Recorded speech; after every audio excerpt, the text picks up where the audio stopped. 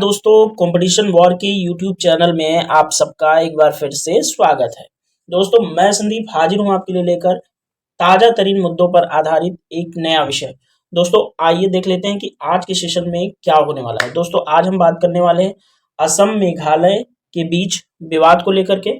अभी 18 नवंबर को कुछ मुद्दा उभर के सामने आया। आइए देख लेते हैं कि असम मेघालय विवाद एक बार चर्चा में फिर से क्यों है। दोस्तों, 18 नवंबर को असम के जो फॉरेस्ट गार्ड थे और पुलिसकर्मी ने एक अवैध लकड़ी की तस्करी करने वाली ट्रक का पीछा किया। उसके बाद उसको असम और मेघालय की सीमा पर एक जगह थी, वहां पर रोका गया। मुकरोह समथिंग गांव था, वहां पर रोका गया। उसके बाद मेघालय के कुछ स्थानीय लोग आए और उसके बाद पुलिसकर्मियों और उनके बीच मतलब गोलीबारी हुई और जिसमें 5 से 6 लोगों की मृत्यु हो गई। तो ये रहा आपका करंट का कंटेक्स्ट। और आइए अब देख लेते हैं कि मेघालय और असम के बीच सीमा विवाद कैसा है। दोस्तों, असम और मेघालय दोनों लगभग 885 किलोमीटर लंबी सीमा शेयर करते हैं और इस सीमा पर लगभग 12 पॉइंट्स ऐसे हैं जिनको लेकर के असम और मेघालय के बीच विवाद लगातार तकरीबन 50 सालों से बना हुआ है, यानी कि जब से मेघालय का निर्माण हुआ है। दोस्तों, आइए देख लेते हैं कि ये जो 12 पॉइंट्स हैं विवाद के, वो कौन कौन से हैं। ठीक है, आइए देख लेते हैं। पहला जो आपके स्क्रीन पर दिख रहा है, ये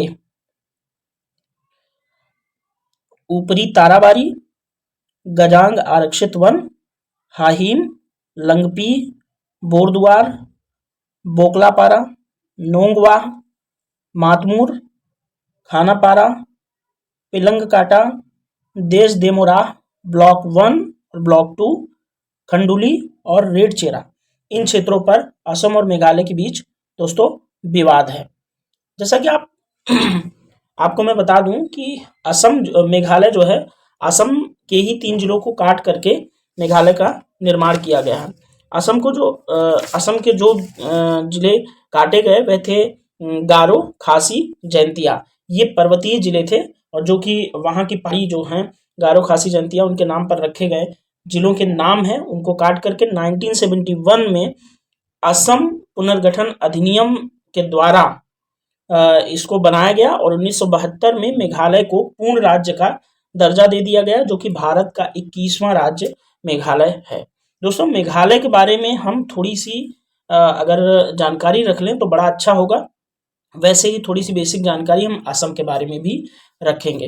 तो दोस्तों, आइए थोड़ा सा हम मेघालय का मैप निकालते हैं और फिर मेघालय के मैप के साथ ही कुछ आधारभूत पॉइंट्स मैं आपको बताऊंगा, जो कि बेसिक पॉइंट्स हैं।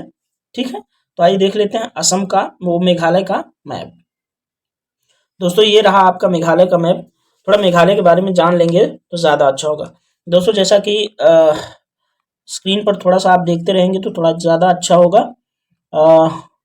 ये गारो हिल्स, खासी हिल्स और जैंतिया हिल्स, ये तीनों पहाड़ियों के नाम पे 3 जिलों को काट करके असम से मेघालय बनाया गया था।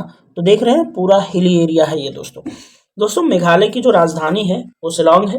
वहाँ के मुख्यमंत्री कॉनराड संगमा हैं, जो कि नेशनल पीपुल्स पार्टी से मुख्यमंत्री हैं। कॉनराड संगमा दोस्तों पूर्व लोकसभा अध्यक्ष जो पीएस संगमा थे, वे उनके कॉनराड संगमा जो है पीएस संगमा के पुत्र हैं। अगर बात करेंगे मेघालय के स्थापना दिवस की, तो 21 जनवरी को मनाया जाता है, जो कि 21 जनवरी 1972 में ही असम से निकलकर मेघालय राज्य बना था। दोस्तों, मेघालय का जो शाब्दिक अर्थ होता है उसको आप संधि विच्छेद अगर मेघालय को करेंगे, मेघ धन आलय, यानी कि मेघ मतलब बादल, आलय मतलब घर, यानी कि बादलों का घर हो गया मेघालय। दोस्तों, मेघालय की जो भाषा है वह आधिकारिक भाषा अंग्रेजी है। वहाँ का धर्म जो है तकरीबन 75% लोग जो है वो ईसाई धर्म को फॉलो करते हैं। मेघालय की प्रमुख जनजातियों की अगर बात करेंगे तो उसमें गारो, खासी, जैंतिया, जो कि पहाड़ियों के नाम पर पहाड़ियाँ जो नाम हैं, पहाड़ियों का नाम वो है, ये गारो, खासी, जैंतिया जनजाति के नाम पर ही रखा गया। और चौथी जनजाति बियार, कुकी, हजोंग, ये सब मतलब जनजातियां यहाँ मेघालय में पाई जाती हैं। जो सबसे बड़ा समूह है मेघालय के अंदर वह खासी समुदाय का है। दोस्तों, मेघालय को राज्यसभा में 1 सीट और लोकसभा में 2 सीटें प्राप्त है। साथियों अगर मेघालय की बाउंड्रीज की बात करेंगे तो किसके किसके साथ बाउंड्री शेयर करता है ये देख लीजिए। नॉर्थ में देखेंगे आप असम, और दक्षिण में देखेंगे आप बांग्लादेश, और असम जो है इसको पूर्व से भी घेरे हुए है मेघालय को, क्योंकि ये इसी से कट कर बना। और इधर बांग्लादेश, और ये पूरा बांग्लादेश ही। तो आपको याद रखना है कि जो मेघालय है वो असम और बांग्लादेश से ही घिरा हुआ है, यानी कि मेघालय इंटरनेशनल बाउंड्री भी शेयर करता है बांग्लादेश के साथ में। दोस्तों ये आपके लिए रही कुछ बेसिक जानकारी। और थोड़ा सा और बता दूं कि जब औपनिवेशिक काल चल रहा था, यानी कि ब्रिटिश काल जब चल रहा था 1947 से पहले, जब हम आज़ाद नहीं हुए थे उससे पहले, तो ब्रिटिश जो शाही अधिकारी थे वे मेघालय को पूर्व का स्कॉटलैंड कहा करते थे। क्या कहा करते थे? मेघालय को पूर्व का स्कॉटलैंड। इस चीज को आपको थोड़ा सा याद रखना है। और दोस्तों मेघालय के अंदर एक विशेष बात यह है कि जैसे आप भारत के लगभग राज्यों में देखेंगे कि पितृसत्तात्मक व्यवस्था समाज में मतलब पालन किया जाता है, कि मतलब पिता ही घर का मुखिया होता है। लेकिन मेघालय के मामले में ऐसा बिल्कुल नहीं है, इसके बिल्कुल उलट है कि मेघालय के अंदर मातृवंशीय प्रणाली है, यानी कि माता जो है वो घर की मुखिया होती हैं और वंशावली जो है माँ के नाम पर ही चलती है। साथियों सबसे जो परिवार की जो सबसे छोटी बेटी होती है ना मेघालय के अंदर, वह माता पिता की देखभाल करती है, सेवा करती है, और अंत में उसे जो है उनकी सारी संपत्ति मिल जाती है दोस्तों। तो ये आपको याद रखना है। इतने बेसिक पॉइंट्स आपको मेघालय के बारे में थे। आइए अब हम थोड़ा सा कुछ देख लेते हैं असम के बारे में। ठीक है दोस्तों।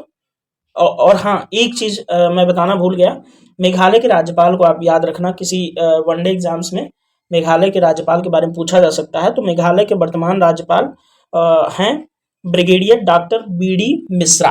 याद रखना आपको, brigadier doctor BD. Mishra Meghalaya के राज्यपाल हैं। आइए असम के मैप को देख करके असम के बारे में भी थोड़ी बेसिक जानकारी प्राप्त करते हैं।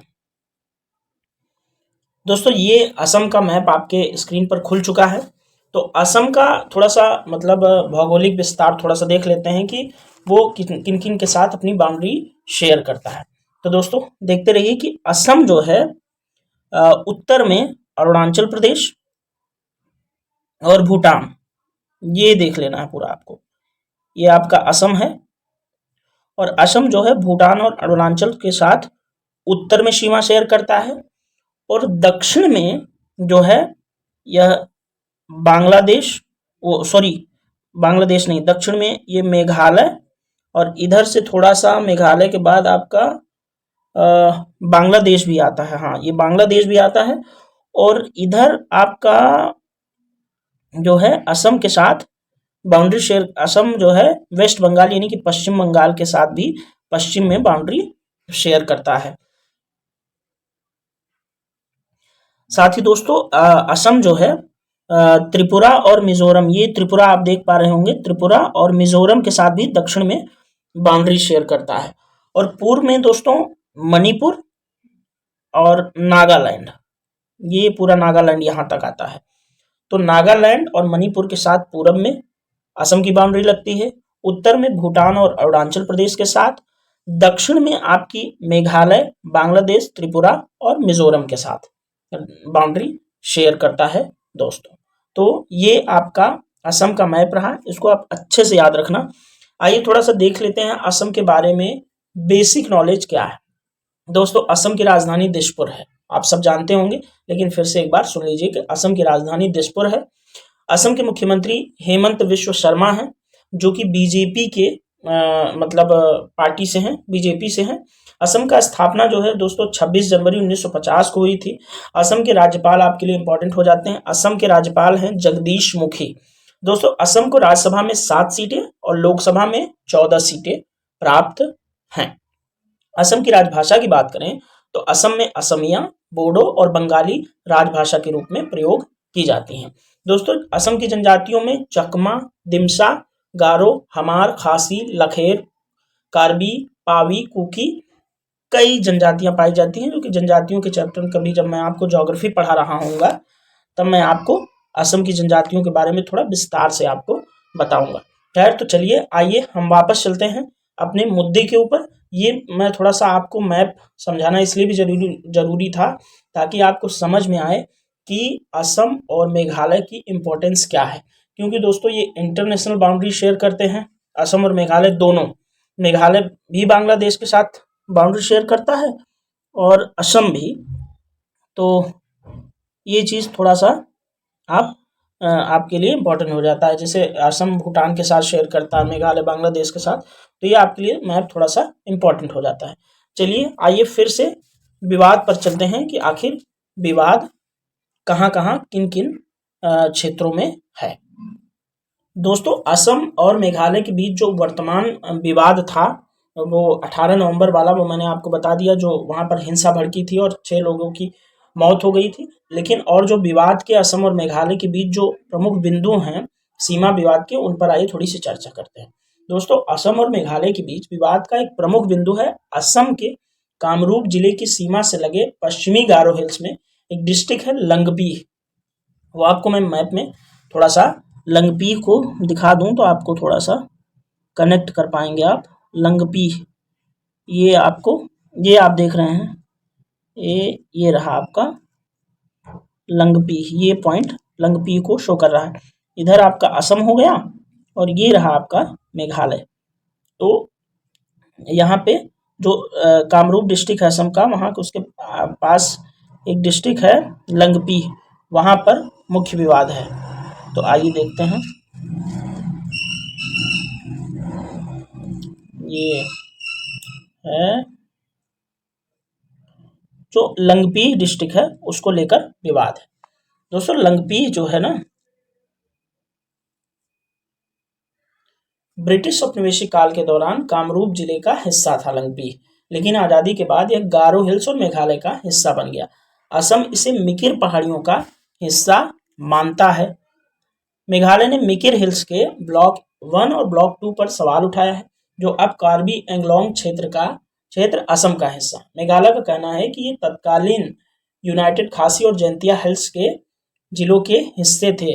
जो गारो खासी जैंतिया जिले जो असम से काट करके मेघालय राज्य का निर्माण हुआ है, तो उसी पर मेघालय का कहना है कि जो क्षेत्र है वह यूनाइटेड खासी और जैंतिया हिल्स का हिस्सा था। दोस्तों विवाद जो था उसको सुलझाने के प्रयास समय समय पर कई बार किए। चूंकि लगभग 5 दशकों से असम और मेघालय के बीच विवाद बना हुआ है, तो उसको मतलब विवाद को सुलझाने के लिए समय समय पर कई तरह के प्रयास किए गए। आइए प्रयासों के बारे में देखते हैं। असम और मेघालय दोनों ने सीमा विवाद निपटान समितियों का भी गठन किया। ठीक है, सीमा विवादों को चरणबद्ध तरीके से हल करने के लिए 2 क्षेत्रीय समितियों का गठन करने का निर्णय लिया गया था। सीमा विवाद को हल करते समय 5 पहलुओं पर ध्यान दिया जाएगा।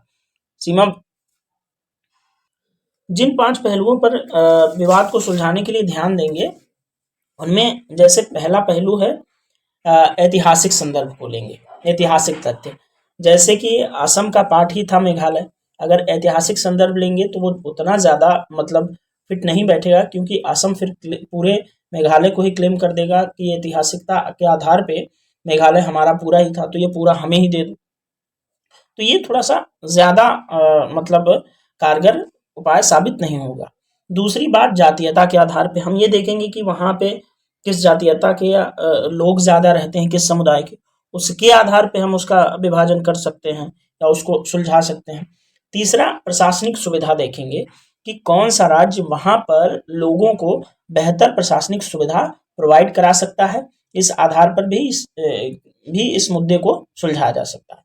तथा चौथी बात है कि जैसे लोगों की पीपल बिल्स जो होती हैं, लोगों की अपनी इच्छा क्या है, वे कहाँ किसके साथ रहना चाहते हैं, किसके साथ जाना चाहते हैं, उस चीज को भी ध्यान में रखकर मुद्दों को सुलझाया जा सकता है।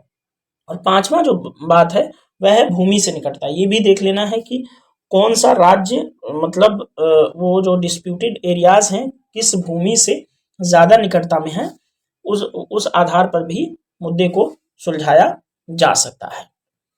दोस्तों मुद्दों को सुलझाने के लिए पहले चरण में 6 जो स्थल हैं उन पर विचार किया जा रहा है और समय समय पर बातचीत होती रहती है। ये जो 6 जगह हैं, ताराबरी, गिजांग, हाहिम, बकलापारा, खानापारा, पिलिंगकाटा और राजचेरा, ये सब हैं। ये विवादित क्षेत्र जो है ना असम की तरफ कछार, कामरूप मेट्रो और कामरूप ग्रामीण तथा मेघालय की तरफ जो है पश्चिमी खासी हिल्स, री भोई जिले व पूर्वी जयंतिया हिल्स का हिस्सा है। पूर्वोत्तर के राज्य बड़े पैमाने पर असम से जुड़े हुए हैं, जिसका कई राज्यों के साथ सीमा विवाद है। असम का दोस्तों तकरीबन 6 राज्यों के साथ सीमा विवाद है। असम, अरुणाचल और नागालैंड के साथ असम का सीमा विवाद सर्वोच्च न्यायालय में लंबित ही है। मिजोरम के साथ भी असम का सीमा विवाद जो है काफी लंबे से समय से मतलब चल रहा है, लेकिन अभी बातचीत के जरिए सुलझाया जा रहा है और वो अंतिम चरण में है। दोस्तों आइए देख लेते हैं कि जो है सीमा विवाद जो हैं उसका मतलब वे फॉरवर्ड क्या होगा, उसका निष्कर्ष क्या होगा। दोस्तों राज्यों के बीच जो सीमा विवादों को निपटाने के लिए हम मानचित्रण का उपयोग कर सकते हैं, जैसे कि सैटेलाइट मैपिंग होती है, उसका इस्तेमाल करके हम इस डिस्प्यूट को सुलझा सकते हैं। और दोस्तों इंटर स्टेट काउंसिल्स हैं, उसमें बातचीत के जरिए मुद्दे को सुलझाया जा सकता है। और भारत का संविधान जो 263 है, वह संविधान का अनुच्छेद 263 वह अंतरराज्यीय परिषद का भी प्रावधान करता है, इंटर स्टेट काउंसिल्स की। उसके अंदर जो है विवादों की जो है जांच करने और सलाह देने तथा सभी राज्यों के लिए सामान्य विषयों पर चर्चा करने और बेहतर नीति समन्वय के लिए सिफारिश करने की भी अपेक्षा इस अनुच्छेद में की गई है। और दोस्तों कुछ जैसे ट्रिब्यूनल्स हैं, उनके माध्यम से भी जो है विवादों को सुलझाया जा सकता है। दोस्तों मैं एक जो है टर्म्स आपको बता देना चाहता हूँ कि एक बहुत अच्छा टर्म्स है विवादों को सुलझाने के ही अंतर्गत आता है, जैसे कि सहकारी संघवाद यानी कि कोऑपरेटिव फेडरलिज्म। तो दोस्तों यहाँ पे मैं आपको कोऑपरेटिव फेडरलिज्म बताऊंगा, थोड़ा सा आपको मतलब और अच्छी फीलिंग आएगी इस मुद्दे को सुलझाने को लेकर के, शायद आपको कुछ पॉइंट्स मिले और आप अपने एग्जाम्स के अंदर उसको यूज कर पाएं। दोस्तों सहकारी संघवाद जो होता है यानी कि कोऑपरेटिव फेडरलिज्म, वो क्या है उसको आइए देख लेते हैं। दोस्तों हमारे भारतीय संविधान जो है वह केंद्र एवं राज्यों के परस्पर सहयोग पर अधिक बल देता है। जो हमारा संविधान है वह कहता है कि केंद्र और राज्य सहयोग के साथ कार्य करें। भारत के संविधान निर्माताओं ने एक ऐसी संघीय प्रणाली की कल्पना की थी जो सहयोग व समन्वय पर आधारित हो। सहकारी संघवाद सामान्य व क्षेत्रीय सरकारों के मध्य प्रशासनिक सहयोग की एक पद्धति है दोस्तों। तो सहकारी संघवाद को भी ध्यान में रखना चाहिए, इस भावना को अपनाने की ज़रूरत है मुद्दों को सुलझाने के संदर्भ में। दोस्तों भारत जो है ना अनेकता में एकता का प्रतीक है। हालांकि इस एकता को और मजबूत करने के लिए केंद्र और राज्य सरकार दोनों को सहकारी संघवाद के लोकोपचार को आत्मसात करने की आवश्यकता है। ठीक है दोस्तों। दोस्तों थंबनेल के अंदर एक पॉइंट आपको दिख रहा है चिकन नेक। आइए थोड़ा सा मैं ना आपको मैप के अंदर चिकन नेक दिखाता हूं, उसके बाद मैं पूर्वोत्तर के महत्व को भी बताऊंगा और चिकन नेक के महत्व पर भी थोड़ी सी चर्चा करेंगे दोस्तों। दोस्तों आपकी स्क्रीन पर एक मैप दिख रहा होगा, उसमें यहाँ पर लिखा हुआ है चिकन नेक और ये यहाँ इंगित कर रहा है दोस्तों नेपाल और बांग्लादेश के बीच शेष जो पूर्वोत्तर हिस्सा है भारत का, उसको कनेक्ट करने के लिए तकरीबन एक 27 किलोमीटर चौड़ी एक मतलब कॉरिडोर है, उसको हम सिलीगुड़ी कॉरिडोर भी बोलते हैं। यह दोस्तों बहुत महत्वपूर्ण है, भारत के रणनीतिक महत्व में ये जगह आती है सिलीगुड़ी कॉरिडोर। आई होप आपको मैप थोड़ा सा समझ में आ रहा होगा। आइए थोड़ा सा हम ना सिलीगुड़ी इस कॉरिडोर को थोड़ा सा देख लेते हैं कि ये है क्या। दोस्तों सिलीगुड़ी कॉरिडोर या चिकन नेक जो है भारत के पश्चिम बंगाल राज्य में स्थित लगभग 27 किलोमीटर भूमि का एक संकीर्ण खिंचाव है, एक नैरो सा रास्ता है जो भारत के पूर्वोत्तर राज्यों को शेष भारत के साथ जोड़ता है। इसके इर्द गिर्द नेपाल और बांग्लादेश है। भूटान का साम्राज्य उत्तरी गलियारे के मतलब साम्राज्य गलियारे के उत्तरी तरफ स्थित है। पहले सिक्किम का साम्राज्य पूर्व में गलियारे के उत्तरी किनारे पर स्थित था, लेकिन 1975 में इस सिक्किम का भारत में विलय हो गया। तो ये दोस्तों आपको चिकन नेक के बारे में थोड़ी सी जानकारी मिल गई होगी। ठीक है दोस्तों, तो आई होप कि आपको ये जो सिलीगुड़ी कॉरिडोर, सहकारी संघवाद और असम और मेघालय के बारे में थोड़ा सा जानकर अच्छा लगा होगा। मैंने कोशिश की कि मैं आपको लगभग इस पॉइंट के सभी पहलुओं को छूऊं। और दोस्तों मैं आपको ये बता देना चाहता हूं कि भारत के लिए पूर्वोत्तर जो है क्यों महत्वपूर्ण है। दोस्तों रणनीतिक रूप से पूर्वोत्तर भारत के लिए बहुत ज़्यादा महत्वपूर्ण मतलब क्षेत्र है, क्योंकि ये क्षेत्र जो है दोस्तों इंटरनेशनल बाउंड्री शेयर करता है भूटान, चीन, बांग्लादेश, म्यांमार के साथ, तथा प्राकृतिक संसाधनों की जो दृष्टि नेचुरल रिसोर्सेज हैं दोस्तों यहाँ पे बहुत अच्छी खासी मात्रा में उपलब्ध हैं पूर्वोत्तर के अंदर। बस उनको दोहन करने की जरूरत है। जैसे जैसे पूर्वोत्तर में इंफ्रास्ट्रक्चर डेवलपमेंट होता जाएगा वैसे वैसे उन संसाधनों तक हमारी पहुंच और अच्छी होती जाएगी। दोस्तों चूंकि वो हमारे देश का एक अभिन्न अंग है पूर्वोत्तर, तो पूर्वोत्तर के विकास के लिए भी भारत की सरकारों को और ज़्यादा ध्यान दिए जाने की ज़रूरत है। जिस तरह से भारत के अन्य हिस्सों में डेवलपमेंट है दोस्तों, उसी तरह का डेवलपमेंट अगर पूर्वोत्तर में हो तो भी तो वह हमारे लिए बहुत अच्छा होगा। दोस्तों भारत की जो आंतरिक सुरक्षा है उसके दृष्टिकोण से पूर्वोत्तर बहुत जरूरी है, क्योंकि वहाँ शांति व्यवस्था स्थापित रहे। तो दोस्तों ये रहा आज का टॉपिक, और इस टॉपिक में मैंने कोशिश की आपको लगभग चीज़ें बता पाऊँ। तो दोस्तों आई होप आपको असम और मेघालय विवाद समझ में आ गया होगा कि क्यों चर्चा में रहा और क्यों ये हमारे लिए बहुत ज़्यादा इम्पोर्टेंट हो जाता है। तो दोस्तों इस सेशन में इतना ही। तब तक के लिए आप दोस्तों आप पढ़ाई लिखाई करते रहिए, और हम किसी ऐसी बेहतरीन टॉपिक पर अन्य वीडियो के साथ आपसे एक बार फिर मुखातिब होंगे। और ऐसे ही करंट इश्यूज पे जो टॉपिक्स होते हैं जो परीक्षा के दृष्टिकोण से बहुत ज़्यादा महत्वपूर्ण होते हैं, उनको मतलब बहुत विस्तार से चर्चा करने के लिए आपके सामने मैं लेकर आता रहूँगा। तो दोस्तों इस वीडियो में इतना ही। Thank you so much.